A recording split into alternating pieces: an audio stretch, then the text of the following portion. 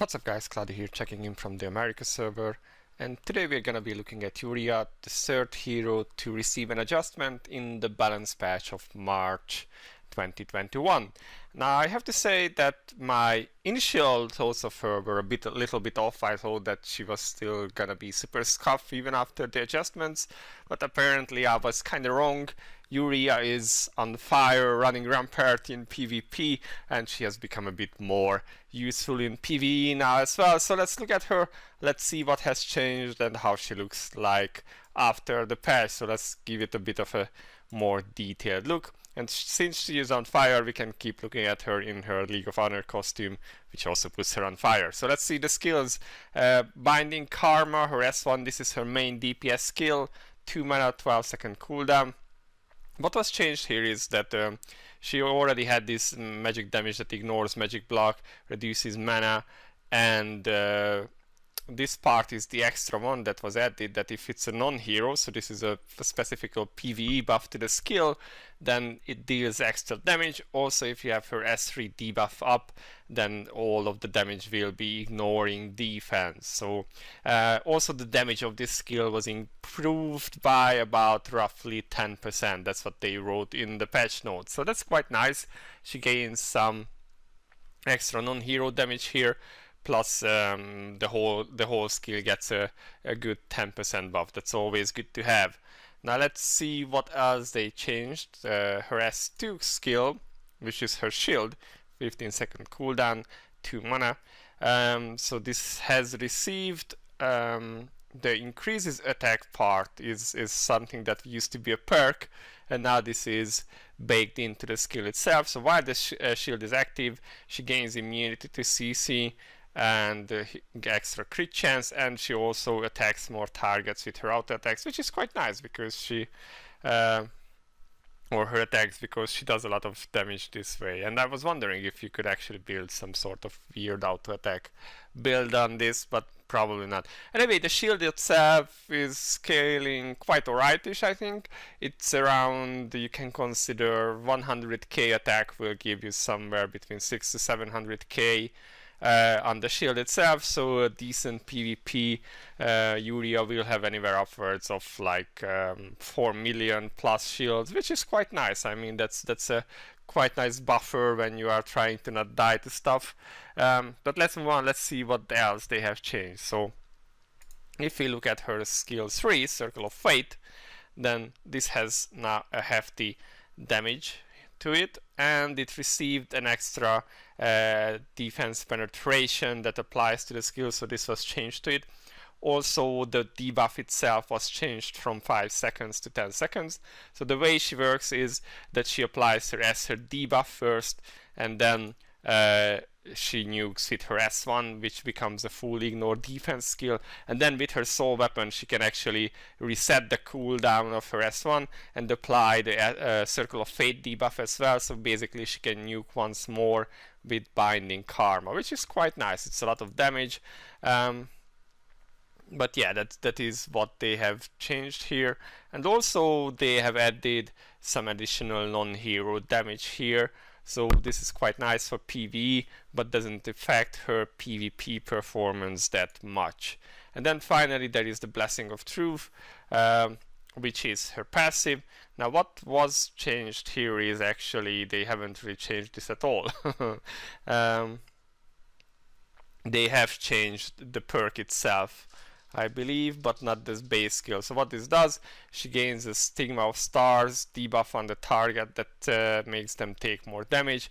This stacks up to 15 times, so on base this is a 15% magic damage debuff, but you can have the perk and the unique treasure to make it actually better.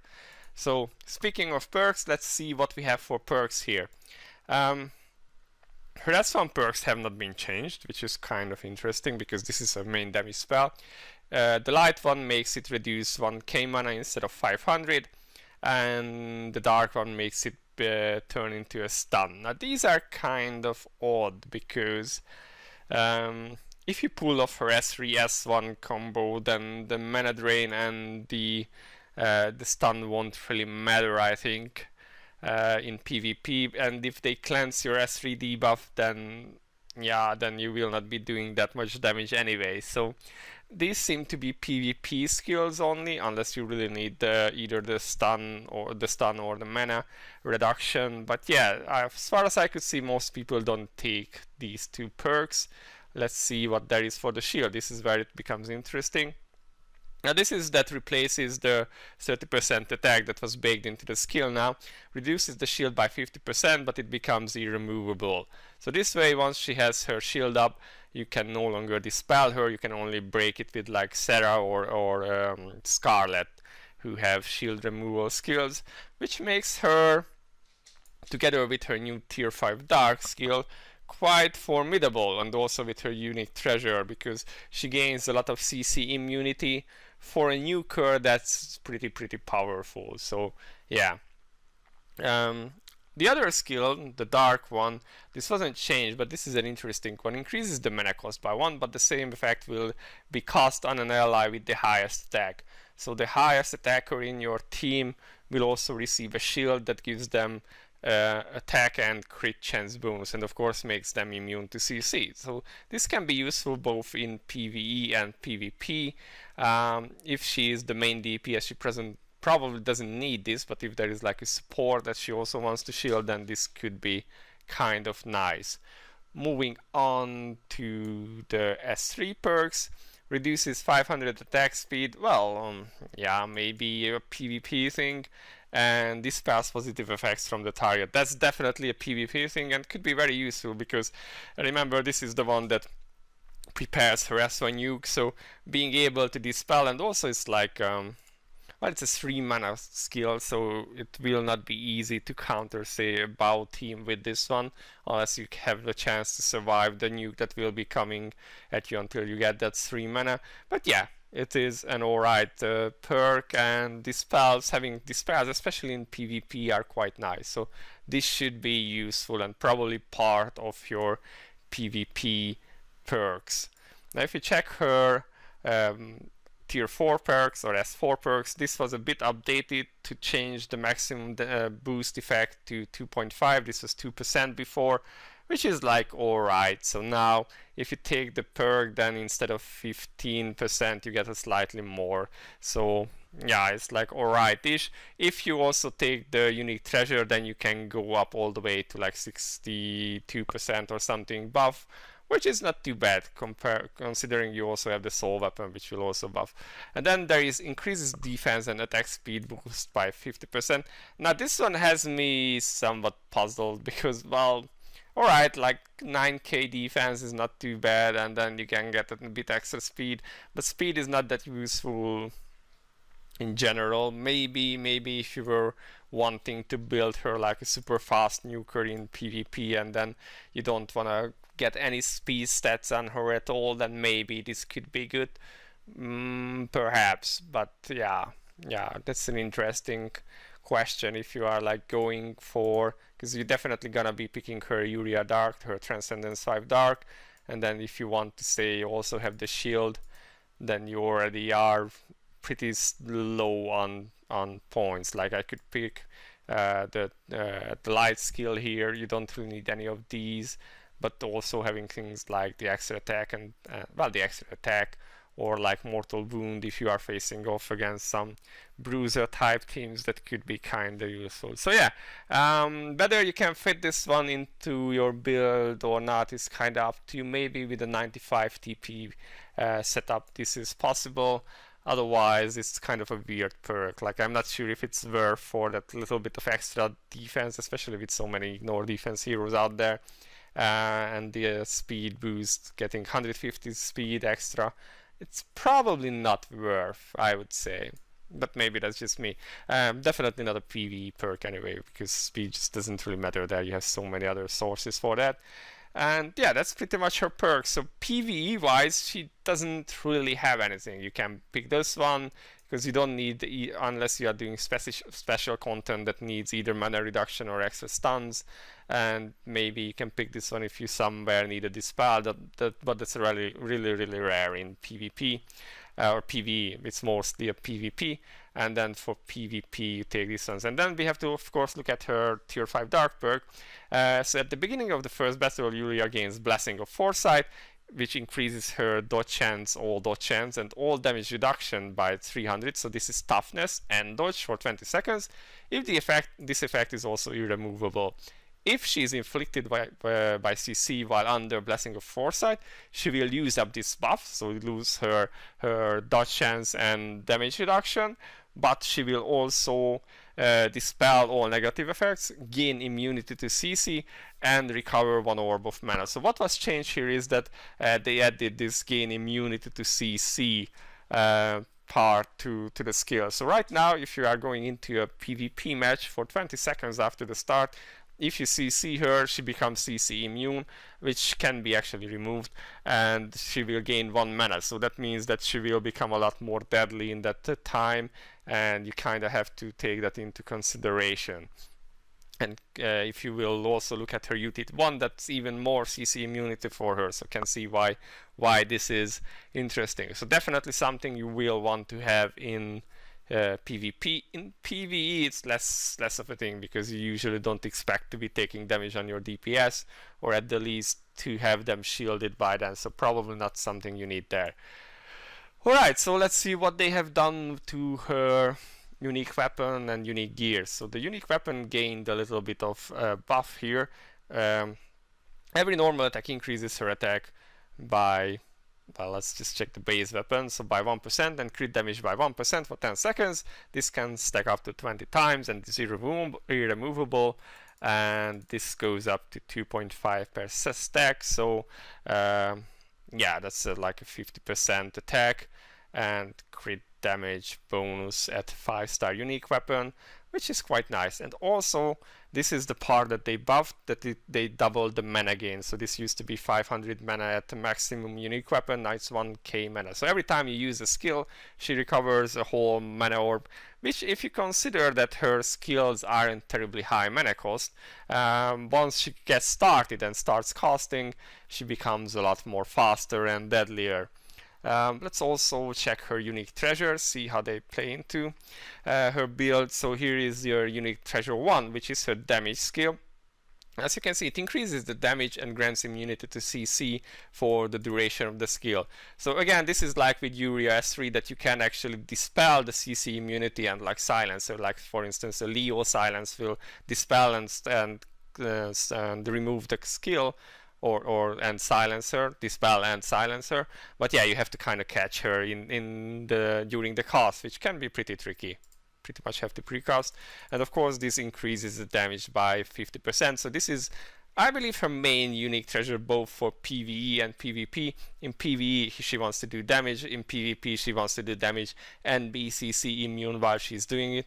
So pretty much a kind of no-brainer, I would say. Now she has some other skills as well. Circle of Fate increase, so this is her S3, increases the damage and the target and the magic damage the target takes by 10%. And then this goes up to 25%. So it's kind of like a support role, I guess, where she isn't the main nuker. Definitely not a PvP kind of thing, I think. But it could work in PvE, although I'm not quite sure if I would really go with that. Now the other one, this is her Blessing of Truth, so her S4, so increases the maximum stacks she can apply to an enemy by 10, so instead of 15 stacks she gets 25 now, and increases the damage of normal attacks. Now that's a kind of odd one, because it would be possible that maybe it would be possible to have like a normal attack build. I'm not quite sure if that would work at all, but it's something that might. I don't really have the resources to build this to 5-star now just to test it out, but it's an interesting idea, I think, where she could like technically attack 3 enemies with every normal attack and have increased damage while doing so. Maybe, I don't know. Without ignore defense, that might not be as powerful as it sounds at first thought. And then of course there is the shield S2 unique treasure, so increases the shield amount by 50% and takes 10% reduced P damage while the shield is active.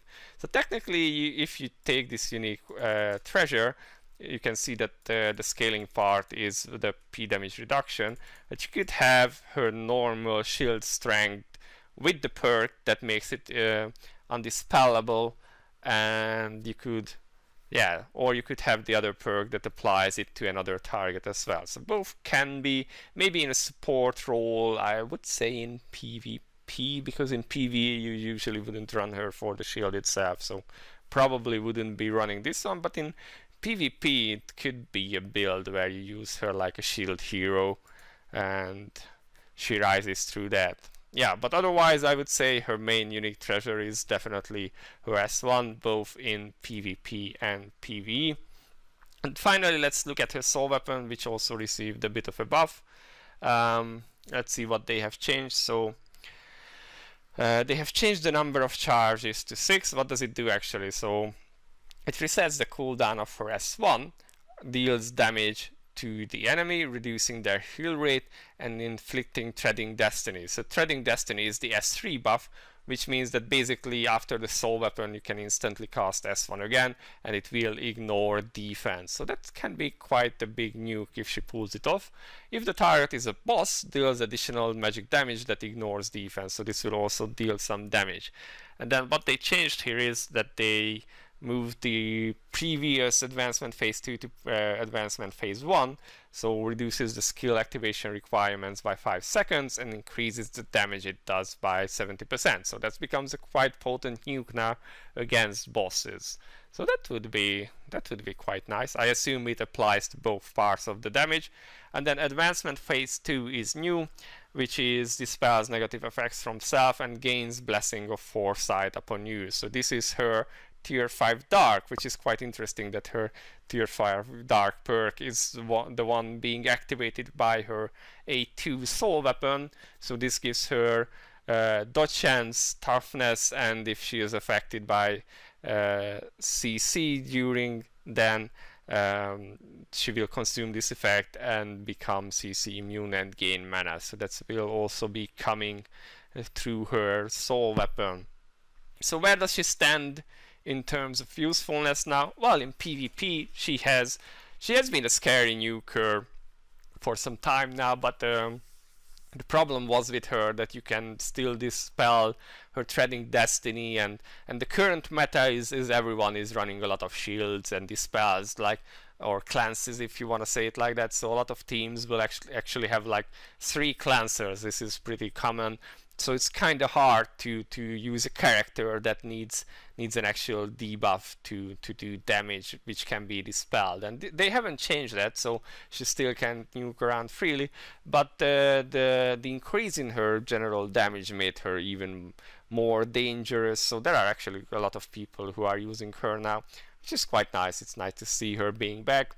In terms of PvE, I think most scoring content isn't really made for her kit, so it's not like she's gonna take over world bosses or well, who knows, ignore defense. Well, world bosses aren't really about ignore defense anyway, but the main change here is that she can do her trial now with a relative low investment thanks to all the ignore defense, but the catch here is that you're still gonna need her soul weapon to actually be able to do it, because she will not be able to kill all the totems with a single cast. You will need to reset her S1 with the soul weapon, so you kind of need the soul weapon to be able to farm the soul weapon, which if you use a selector, then, or if you have other characters that have already farmed your selector from somewhere, but you can't specifically farm her soul weapon without having the soul weapon, which is a bit clunky, but well, it's something you can work around as long as you can script together a selector from somewhere or use a transfer or something. And after that, as far as I have seen, she can do even Sky 10 fairly easily. Maybe not as easily as, say, Grammary, but all the all the ignore defense stuff is really, really helpful. So Yuria definitely in a better spot than she was before. Definitely a lot more dangerous with all the ignore defense stuff and CC immunity in her kit, and of course all the mana gains, so she can be a really fast nuker. And yeah, she is in a better spot. but I wouldn't say that she is a top scorer character. But who knows, maybe some people will try her in some other areas. Right now it doesn't seem to be the case. Also, one more note which I forgot to mention, that her tier 5 dark actually only activates when she is eventually CC'd. So if you are, for instance, under a shield and then hit by CC, then it will not consume her buff. She actually needs to be CC'd for this to activate, which is quite good to know, because it means that paired with a shielding character, she can maintain that extra dodge chance and toughness even longer. So that's good to know. But alright guys, this is my take on Yuria. Definitely an improvement, definitely scary in PvP now, and a bit more useful in PvE, especially in trials, where it's always good if a character can farm their own soul weapon. So this has been my review. Let me know your thoughts in the comments below, and I'll see you in the next one. Cloudie out for now. Bye bye.